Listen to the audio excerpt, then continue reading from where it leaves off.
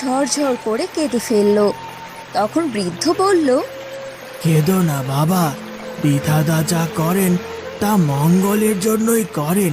দেখো, সব ঠিক হয়ে যাবে। এই যে বাবা, এপারে চলে এসেছি। আরে হ্যাঁ, তাই তো। সত্যি বাবা, তোমাকে অনেক ধন্যবাদ।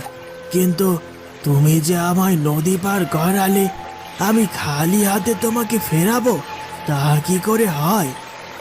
না না বাবা, আমার কিছু চাই না।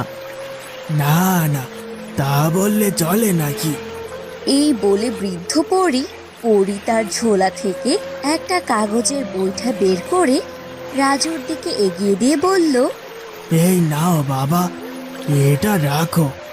আমার তো আর তোমাকে বড় নৌকা, বড় বইটা দেওয়ার সামর্থ্য নেই, তাই এটাই দিলাম।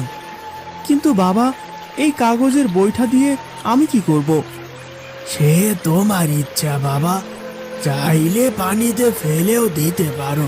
তবে যদি ভরসা করে নদীতে ফেলে নৌকা চালাও, দেখো, তাহলে হয়তো এই বইটাই তোমার দুঃখ দূর করবে। এ আপনি কি বলছেন বাবা? আমি তো কিছুই বুঝতে পারছি না। তোমায় বুঝতে হবে না বাবা, কথায় আছে, বিশ্বাসে মেলায় বস্তু, তর্কে বহুদূর। এবার আমি আসি বাবা, বিধাতা তোমার মঙ্গল করুক। এ কথা বলে বৃদ্ধ পরী সেখান থেকে চলে গেল। আর তখনই রাজু কাগজের বইটাটার দিকে তাকিয়ে মনে মনে বলল, এটা দিয়ে আমি কি করব? সত্যি, ভাগ্যের মতো বৃদ্ধ বাবাও হয়তো আমার সাথে উপহাস করলো। নইলে এই বইটা দিয়ে কি নৌকা চালানো যায়? কিন্তু উনি যখন বললেন, দেখি না একবার চেষ্টা করে।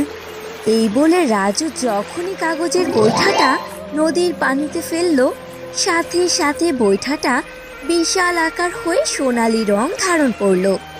এই দেখে রাজু অবাক হয়ে বলল, এ কি, এ কি হচ্ছে? এ তো দেখে মনে হচ্ছে সোনার বৈঠা। এ কি করে সম্ভব? হায় বিধাতা, তবে কি এতদিনে তুমি আমার ওপর মুখ তুলে চাইলে? আর ওই বৃদ্ধ বাবা, সে তাহলে কোনো সাধারণ মানুষ নয়। ধন্যবাদ বিধাতা, আজ তোমার কারণে আমার সব অভাব দূর হয়ে যাবে। এই বলে রাজু খুশিতে সোনার বৈঠা দিয়ে নৌকা চালাতে লাগলো।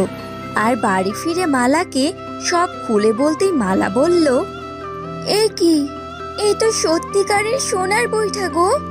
এবার তবে আমাদের সব অভাব